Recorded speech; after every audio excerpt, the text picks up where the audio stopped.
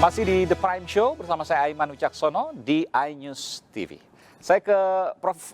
Adrianus Meliala. Prof. Adrianus sudah ada juga pengacara bersama dengan kita hari ini, Yonatan Baskoro, pengacara Brigadir Yosua almarhum. Saya ingin tanya dulu, Anda sebelum saya ke pengacara ya, nanti saya akan pengacara.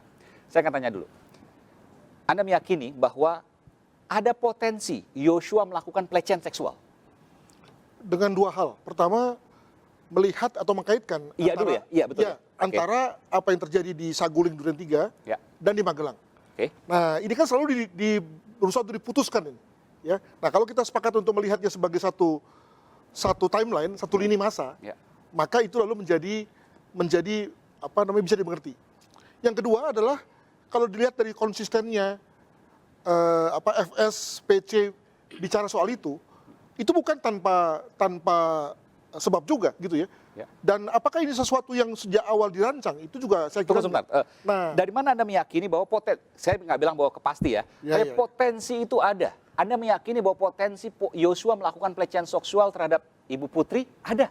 Ya tadi dari apa yang disebutkan berkali-kali oleh tersangka FS, ya dan betapa itu persisten dikatakan, ya.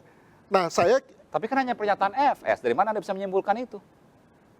Loh, begini, kalau kita lihat dari bahwa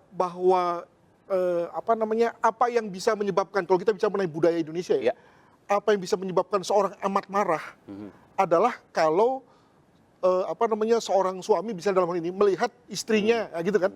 Nah, itu kita bicara mengenai kondisi Indonesia lah, begitu, budaya Indonesia.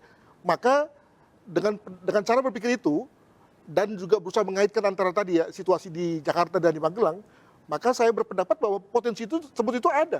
Nah, dengan begitu marahnya Verdi Sambo FS, mata merah, kadang juga menangis ya waktu menceritakan di beberapa kesempatan yang lain. Begitu. Maka Anda membuka kemungkinan itu. Itu pertama. Yang kedua? Itu tadi bahwa ada kaitan antara keduanya. Kan selalu yang kemudian dikatakan adalah bahwa soal pelecehan seksual sudah selesai di Duren 3 atau Saguling. Nah, itu kan sebenarnya sudah selesai kan. Nah, maka kemudian lalu minimal oleh Komnas HAM kan dilihat bahwa ada lagi gejala baru, ada lagi satu sekuen baru yakni di Magelang. Nah, kalau kita lihat bahwa ada hubungan, nah kemungkinan besar bahwa pelecehan tersebut itu terjadi di Magelang tersebut. Saya tidak mau hanya mendengarkan pernyataan dari seorang pakar, tapi saya juga ingin menyampaikan ada visual yang kemudian kami dapatkan terkait dengan apa yang disampaikan tadi. Berikut ini.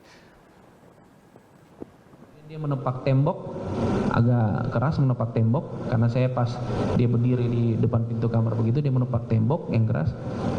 Saya agak sempat kaget juga yang mulia, karena lagi mengalir mendengarkan, kemudian menepak tembok, kemudian kepalanya ditunduk ke tembok, kemudian dia melihat saya terus sambil menggeleng-geleng kepala, matanya agak berkaca-kaca, dan dia bilang, ini kejadian ini, melecehkan ini sebelumnya terjadi di Magelang, seperti itu. Kalimatnya sepotong itu saja. Nah, kemudian saya menyampaikan, saya tidak ada komunikasi, saya tidak menanyakan lagi, saya bilang, izin Jenderal, mohon izin saya harus melaporkan kepada pimpinan saya, maksudnya Kapolres, dan mau minta petunjuk karena harus mendatangi olah TKP. Sampaikan pada saat itu Verdi Sambo begitu marah. Komentar Anda Pak Bung Yonatan, pengacara dari keluarga Brigadir Yosua, bahwa mungkin saja terbuka potensi bahwa Yosua melakukan pelecehan seksual terhadap Putri Chandrawati. Bung Yonatan? Begini Mas, kalau saya melihatnya, ya, ini skenario tidak konsisten. Kenapa saya bilang tidak konsisten? Karena kan awalnya di Saguling, tiba-tiba pindah lagi ke Magelang.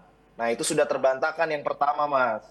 Kemudian yang kedua, buktinya apa? Kenapa ngomong pelecehan terus? Sebetulnya kami, keluarga dan tim kuasa hukum itu sudah sepakat untuk tidak menanggapi lagi jika ada pertanyaan-pertanyaan terkait dengan pelecehan seksual. Kemudian ini saksi-saksi beberapa yang diperiksa, mereka tidak melihat ada yang namanya pelecehan seksual. Nah, ini kan kita juga jadi bertanya-tanya. Tetapi dari kacamata kami melihat, ya seperti yang tadi kita bahas di awal, kita berbicara mengenai ada saksi-saksi yang menyudutkan almarhum, memiliki kepribadian ganda, sering ke klub, kemudian sering minum-minum dan sama perempuan. Nah, ini sedang dibangun supaya bisa match atau cocok dengan skenario pelecehan seksual. Jadi dengan kepribadian seperti itu, jadi almarhum ini sangat memungkinkan melakukan pelecehan. Nah, itu sebetulnya yang menurut kami sedang dibangun. Jadi mau dibangun bahwa Yosua ini adalah bad boy begitu ya,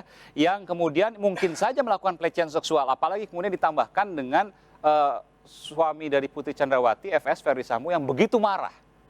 Yang beberapa kali marah, meneteskan air mata, sambil menangis, dan lain sebagainya.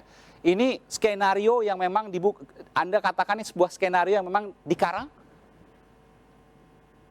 Ya, kita bisa lihat ya seperti apa yang saya sampaikan, bagaimana ceritanya, peristiwanya katanya di Saguling Duren 3 itu pindah tiba-tiba ke Magelang setelah dikeluarkan SP3 oleh pihak kepolisian, bahwasannya tidak ada peristiwa itu.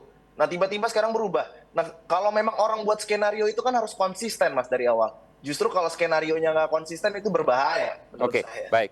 Prof. Adrianus, Anda tidak sebagai pakar, tentu Anda melihat bahwa jangan-jangan ini sebuah skenario yang dibangun karena semuanya nih menuju ke sana. Nggak bisa hanya melihat dari Ferdy Sambo yang marah saja. Di persidangan juga dibangun jalan-jalan, jembatan-jembatan menuju ke pelecehan yang secara logika tidak mungkin. Saya sebutkan misalnya, ketika kemudian dilakukan pelecehan seksual, sehari setelahnya, saya akan putarkan tadi, sehari setelahnya bersama-sama pergi ke mall. Apakah mungkin korban pelecehan dan pelaku pelecehan seksual bersama-sama pergi ke mall sehari setelah pelecehan? Di mana logikanya? Pertama yang dilakukan oleh pengacara FS dan PC adalah attacking credibility, menyerang kredibilitas dari almarhum J. Sesuai fakta nggak ada masalah, tapi kalau tidak sesuai fakta itu saksi palsu dong. Jangan lupa bahwa yang bersangkutan juga kan disumpah. Artinya dia juga diikat dengan sumpahnya agar tidak berkata bohong, kan begitu. Betul. Jadi memang menjadi amat biasa kalau ada dalam satu sidang ada satu serangan terhadap kredibilitas dari seseorang. Sayang sekali saya harus declare juga karena kami mengundang Febri Diansyah, pengacara dari Putri Chandrawati, tapi sudah sudah bersedia untuk hadir, tapi kemudian membatalkan karena sakit. Mudah-mudahan lekas pulih, Bung Febri, silakan. Nah, yang kedua adalah bahwa saya tidak terlalu melihat sebetulnya antara kredibilitas yang jatuh setelah serangan ini dengan soal pelecehan seksual. Karena sebetulnya pelecehan seksual bisa dibangun tanpa harus ada serangan pada kredibilitas daripada almarhum Joshua. Nah, pada yang soal pelecehan seksual ini, saya mengkategorikannya sebagai pelecehan non-tipikal. Pelecehan yang tidak biasa. Maksudnya begini, kalau pelecehan yang biasa itu menghasilkan satu profil kepada korban yang juga biasa. Trauma, regresif, bahkan mungkin kehilangan harapan hidup. Biasa aja? Ini nggak begitu. Apa ada korban pelecehan yang biasa aja? Ada. Nah, tetapi sekali lagi saya tidak periksa ya. Apakah dalam hal ini si korban ini, Ibu Beca ini menarik. adalah juga termasuk korban yang biasa? Saya nggak tahu. Korban dilakukan pelecehan, apalagi ini bicara soal istri polisinya polisi, bosnya polisi, Kadif Propam, yang bisa melakukan apa saja. Dan dilakukan, ketika benar ya, oleh seorang bintara. Lalu kemudian, ya biasa saja. Kok rasanya nggak masuk logika, Prof? Nah, ini dia nih. Makanya kemudian harus didengar orang yang memeriksa. Ya. Nah, dalam hal ini karena saya tidak memeriksa, saya hanya bisa bilang bahwa itu yang pelecehan seksual non tipikal yang terjadi pada situasi itu. Gitu. Bung Yonatan, jadi Bu Putri bisa jadi dilakukan pelecehan seksual dan biasa saja. Karena besok sehari setelahnya pergi ke mall. Ini menurut Prof. Adrianus. Bahwa kemungkinan ada pelecehan seksual, ya. Bung Yonatan? Kalau saya melihatnya masih tetap sama, Mas. Ini sudah sampai kapanpun ini skenario akan terus dipegang teguh. Begitu ya. Kemudian saksi ini juga akan terus berbohong menurut saya. Tapi ini kan Prof. Adrianus punya alasan. Jadi artinya, kami sebagai tim kuasa hukum yang ingin saya Prof. Adrianus punya alasan bahwa ia memandang dari sisi keilmuan, ilmiah, bahwa ada korban pelecehan seksual menurut kriminolog Adrianus Meliala yang biasa saja, sehingga ketika kemudian dikatakan kok bisa seorang korban pelecehan seksual besoknya berangkat bersama-sama ke mall dengan pelaku pelecehan seksual. Bisa ya, Prof? Kalau bicara soal mungkin, bisa. Nah, jadi kalau jawabannya adalah juga mungkin, ya sama dong, gitu. Ya kan? Silakan, Bung Yonatan. Silakan. Ya, Baik, itu kan disampaikan secara ilmiah, silakan. Tetapi kan selain secara ilmiah, kita juga harus melihat itu secara fakta yang komprehensif. Seperti apa yang Mas sampaikan tadi, apakah masuk logika atau tidak, ya. Jika memang sudah masuk terkait ke situ kan kita harus buktikan juga. Oke. Ilmiah itu bisa dibuktikan nggak secara nyata begitu. Nah, yang ingin saya sampaikan juga di sini, Mas, adalah selain kami menuntut keadilan bagi almarhum, kami juga menuntut hak almarhum. Ya, jadi ini juga Bisa diulangi? Hak apakah apa? itu betul uangnya Ibu PC saja? Jangan-jangan itu Oke. juga uangnya Oke, yang 200 juta rupiah ya, almarhum. Anda mengatakan itu Karena ya. kan Baik. kita sampai sekarang tidak tahu. Iya, karena sampai sekarang kita tidak tahu. Itu juga baru hanya di rekening BRI. Bagaimana di rekening Ya, lain, baik. BRI, BCA, Mandiri? Kita harus telusuri Baik, itu baik. uangnya dari Baik. mana, ke siapa, transaksinya bagaimana. Baik, Begitu, oke. Mas. Baik, ini menarik ya, bahwa ada dua pendapat yang berbeda. Tentu ini masih bicara soal persidangan, nanti kita akan lihat. Saya nanti akan ke Prof. Gayus, tapi sebelum saya ke Prof. Gayus, saya ingin ke Bu Dr. Martina dulu. Bu Dr. Martina, bahwa ada kemungkinan pelecehan seksual yang bisa terjadi, dan itu diyakini oleh seorang pakar kriminologi, ahli ilmu kriminal. Bahwa ada kepribadian ganda yang disebutkan oleh pihak dari Putri Chandrawati, kita akan dengarkan bareng-bareng ya, terkait dengan Yosua. Nanti saya akan minta pendapat Anda, Dr. Martina.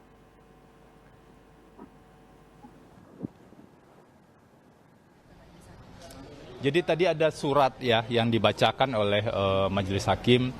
Kita tentu mengetahui dalam kasus-kasus pidana, khususnya kasus-kasus pembunuhan, ada satu bagian penting yang tidak bisa dipisahkan, yaitu profil dari setiap pihak yang terkait. Bukan hanya korban, bukan hanya profil korban, tetapi juga profil para tersangka, karena biasanya itu profiling psikologi ini dilakukan di tahap penyidikan. Sehingga perlu menggali itu dalam proses persidangan. Nah, kami memang menyampaikan catatan seperti itu karena sebelumnya ketika kami ingin menggali hal tersebut belum maksimal begitu waktu yang kami dapatkan. Tapi tadi Majelis Hakim sudah mengatakan akan memberikan waktu untuk menggali hal tersebut. Karena memang pemeriksaan psikologi forensik ini menjadi penting. Selain itu dari perspektif viktimologi kita juga harus melihat kontribusi dari tersangka, kontribusi dari korban atau kontribusi dari pihak lain untuk terjadinya sebuah kejahatan. Jadi kacamata yang digunakan memang tidak bisa hanya kacamata hukum pidana dalam kasus-kasus seperti ini, tetapi harus multidisiplin. Perlu psikologi di sana. Kemudian pernyataan dari pengacara Verdi Sambo, Febri Diansyah, menyebut Brigadir Yosua memiliki kepribadian ganda. Nanti saya akan ke Dr. Martina, tapi saya sebelum ke Dr. Martina, saya akan break dulu. Sebelum break, saya akan tanya ke Prof. Gayus. Prof. Gayus, dibangun sebuah skenario, saya nggak tahu fakta atau tidak, tapi tadi katakan bahwa ketika persidangan terkunci oleh kesumpah, sehingga ketika saksi palsu itu hukumannya berat. Ya. Lalu kemudian disebutkan ada kemungkinan pelecehan seksual yang dilakukan oleh Yosua. Ketika itu semua kita bicara, katakanlah terbukti, maka apa yang dilakukan oleh Sambo CS adalah pembelaan terpaksa. Jika tidak lebih ringan hukumannya, maka mungkin bisa bebas. Saya akan kembali, jangan jawab dulu, nanti saya akan ke Prof. Gayus, juga termasuk ke Dr. Martina. Kita akan kembali saudara saat lagi, tetaplah kami di Prime Show bersama saya Aiman Wicaksono di iNews TV.